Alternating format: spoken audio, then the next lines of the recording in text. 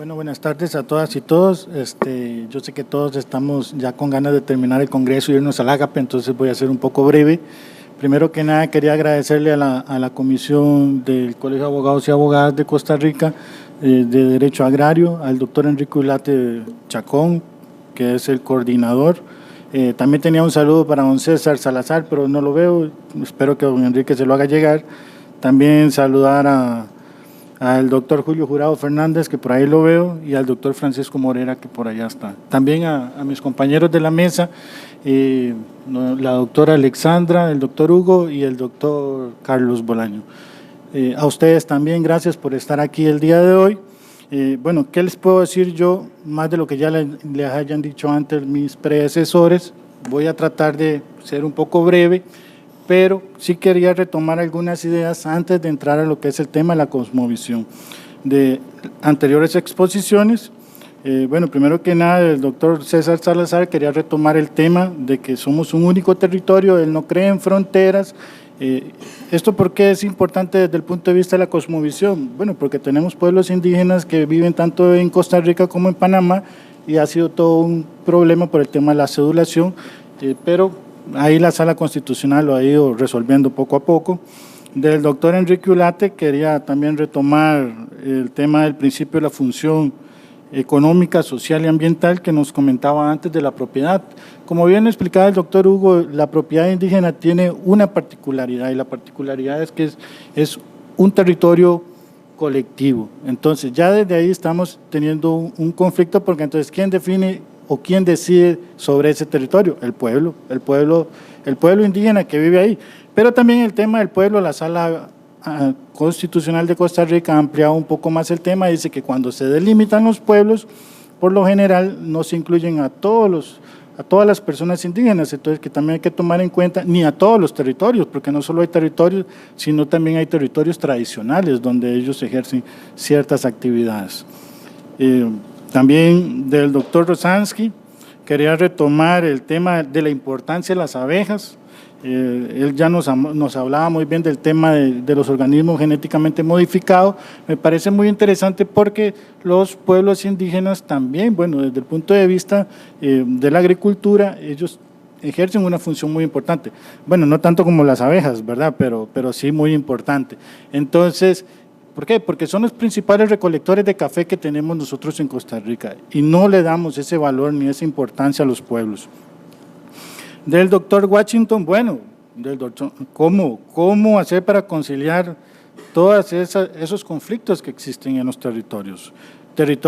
Conflictos que tenemos actualmente en Costa Rica, o sea, Costa Rica no está exento de problemas por territorios entre personas indígenas y no indígenas. Ya la doctora Alexandra nos explicaba muy bien del tema del acceso, la dificultad que tienen los pueblos para venir hacia la justicia, a los tribunales. La justicia tiene que llegar a ellos.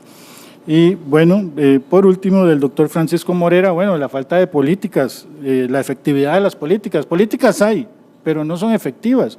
Y en el tema de territorios indígenas lo son menos. Como les dije, quiero ser breve, entonces mi exposición, después de esa introducción, va a ser un poco más rápida. Nos estaban hablando del hecho, valor y norma en el derecho agrario. Hecho, valor y norma. ¿Cómo lo corro? No puedo. ¿Quién me lo corre? ¿Me lo corre? Gracias. Bueno, la cosmovisión de los pueblos indígenas como fuente del derecho agrario. El tema aquí es que nos hablaban de hecho, valor y norma. Hecho, valor y norma. Gracias. Hecho, valor y norma, pero cuando uno habla de hecho, valor y norma en la cosmovisión de los pueblos indígenas, uno no sabe qué es eso, prácticamente, o sea, no hay un concepto generalizado sobre cosmovisión de los pueblos. Ya la doctora Alexandra dijo las cosmovisiones y lo enfatizó muy bien. O sea, existen cosmovisiones de pueblos indígenas. Entonces, ¿qué tenemos que tomar en cuenta a la hora de… Gracias, doctor. El pequeño, ok. Bueno, ya la doctora nos hablaba de varias cosmovisiones, entonces ya partiendo de ahí tenemos que tomar en cuenta que no podemos hablar de una única cosmovisión, sino de varias cosmovisiones de varios pueblos. Aquí tengo un concepto que nos dice don Rubén Chacón, el doctor Rubén Chacón, que dice que se trata en primer lugar de entender que la reacción indígena frente al argumento de que se reconocen los derechos indígenas siempre y cuando no atenten contra la Constitución y las leyes.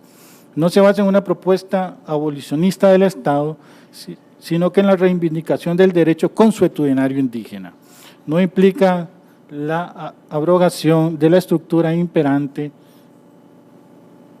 a no ser que la concepción liberal y etnocéntrica. Bueno, en resumen, el tema es que se permite la cosmovisión siempre y cuando no contradiga la Constitución, la moral y las buenas costumbres, ni las leyes de la República, pero hay que tener claro de que la cosmovisión, ellos tienen derecho a la autodeterminación, al autogobierno e incluso, como ya la doctora Alexandra lo explicaba, también tienen derecho a su propio juicio consuetudinario. Y si hablamos de pueblos, difícilmente, ¿verdad?, podamos tener un concepto. Ahí hay un informe de la Due Process of Laws que nos dice que, o sea, que no solo en los pueblos indígenas y tribales de la región andina, sino que en los de todo el mundo hay una dificultad para catalogarlos dentro de un concepto como pueblos indígenas. ¿Quién, cómo, cuándo, dónde es persona indígena o es pueblo indígena? Bueno, la Sala Constitucional lo ha resuelto muy bien. Dice eso, y no solo la Sala, también la Corte Interamericana de Derechos Humanos. Eso usted, señor Estado, arréglese con el pueblo y defínanlo ustedes. Pero eso es fácil decirlo en el papel, ¿verdad? Lo difícil es llegar al pueblo y tratar de ponerlos y ponerlos de acuerdo a todos y definir quién es y quién no es persona indígena, qué es y qué no es un pueblo, o qué es y qué no es una cosmovisión. Aquí hay algunos tips importantes para por lo menos ir delimitando lo que es la cosmovisión como fuentes del derecho agrario moderno, le llamamos ahora, ¿verdad? Pero yo creo que tenemos que empezar a hablar de un derecho agrario hipermoderno, o sea, un derecho agrario que tome en cuenta también estas características particulares de los pueblos indígenas. Pero ya nuestro Código Civil de Costa Rica, desde el año 1886, nos viene dando algunas pautas para ir definiendo cuáles son esas fuentes del derecho agrario moderno. Dice que en el artículo 1 existen fuentes escritas y fuentes no escritas. Bueno, las fuentes escritas tenemos la Constitución, tratados, esto es como una pequeña introducción, ya todos lo sabemos, pero es para ir llegando al tema de la concepción, el tema del concepto de cosmovisión. Debidamente aprobados, ratificados y publicados. Eso ya prácticamente no aplica en la actualidad porque ya nos hablaban de la supremacía de las convenciones y de las normas supraconstitucionales. También están las costumbres, los usos y los principios generales del derecho, que son las fuentes no escritas. Y ahí nos da un rango, bueno, carecen de validez las disposiciones que contraigan a otra de rango superior. Bueno, ahí estamos hablando de temas de cosmovisión, o sea, se permite la cosmovisión siempre y cuando no contraiga las normas existentes. Y bueno, el uso y la costumbre solo regirán en defecto de ley aplicable. En temas indígenas prácticamente hay una práctica legislativa que es que cuando hablan de temas indígenas todo el mundo dice, eso no es conmigo. Entonces, cuando un reglamento va a la Sala Constitucional para una consulta legislativa o una consulta facultativa, la Sala lo primero que le dice, bueno, tiene que hacer la consulta a los pueblos. Y bueno, y si quito pueblos de la ley, ¿me lo aprueba? Sí, bueno, quítelo, y lo están quitando. Entonces, quitan pueblos, quitan consulta y pasa la ley, dejando en desprotección a los pueblos indígenas, porque se acaban de aprobar reglamentos, por ejemplo, en el tema de propiedad intelectual muy importantes. O sea, los pueblos indígenas tienen conocimientos tradicionales que hay que proteger, pero por el simple hecho de no hacer la consulta, mejor no lo incluyamos en la ley. Ahí después lo vemos, a ver cómo lo arreglamos de camino. También el Código Civil, el artículo 4 nos habla de los principios generales del derecho. Se aplicarán en defecto de norma escrita, uso o costumbre, sin perjuicio de su carácter informador del ordenamiento jurídico. Ahorita, como les digo, no hay un concepto de cosmovisión, no hay un concepto de pueblo y tampoco hay un conocimiento de ordenamiento consuetudinario. Simplemente, ¿qué tenemos que hacer? Ir a las comunidades, preguntarle a los pueblos cómo ellos se autogobiernan, cómo ellos se autodeterminan y cuáles son sus principios. O sea, de eso no nos salvamos nadie. Yo que trabajo, como decía don Carlos, para acueductos y alcantarillados, tenemos que estar yendo a las comunidades a hacer consultas. Ya nos expusieron muy bien qué era el tema de consultas, pero en la práctica es un poco complejo, o sea, hay que ponerse de acuerdo con la comunidad y ellos son los que van a dar las pautas para que nosotros actuemos. Un par de ejemplos, casi para ir terminando, bueno, de la Corte Interamericana de Derechos Humanos, en el caso Aguas Tecni versus Nicaragua y el caso Saramaca versus Surinam. Principalmente en el primero, la sala concluye que no es necesario delimitar el territorio indígena, pero la comunidad es un pueblo que ha ocupado ancestralmente su territorio. Y en el otro, la Corte también rescata el derecho de la autodeterminación de los pueblos, además de que el pueblo es una comunidad tribal. O sea, como bien nos hablaba en el convenio 169 de la OIT, no solo abarca pueblos indígenas, sino también pueblos tribales.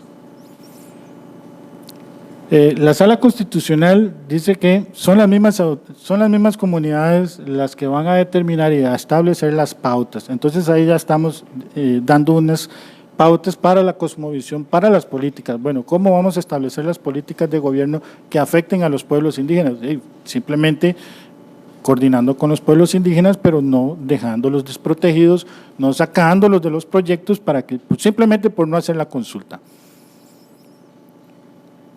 Costumbres y tradiciones. Aquí lo que quería hacer era como una especie de invitación. No fue que se me olvidó apuntar nada, sino que hablar de costumbres y tradiciones en Costa Rica es muy rico porque tenemos, como bien lo explicaba la doctora, 8 etnias. Entonces yo quisiera invitarlos a que en próximas visitas ustedes hagan el esfuerzo para ir a las comunidades indígenas y conozcan esas tradiciones. Aquí les traje una, se llama la danza de los diablitos.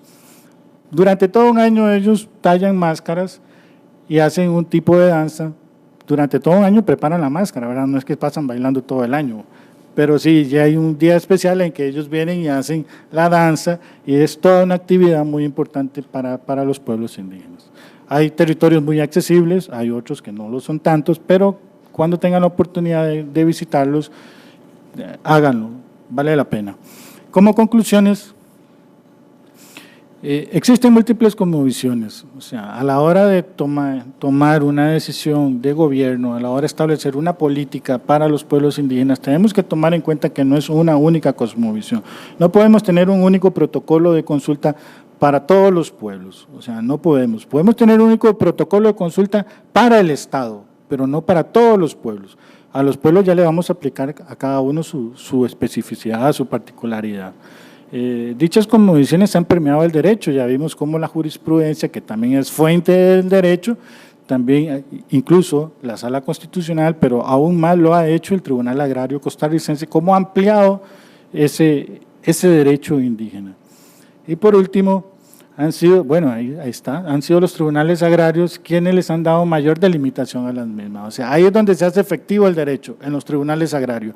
Ya nos hablaban de la accesibilidad a los pueblos, ahí es. Porque si vamos a la Corte Interamericana nos va a decir, eso defínalo usted con el pueblo. Si vamos a la Sala Constitucional, ¿quién es el pueblo? Eso defínalo con el pueblo.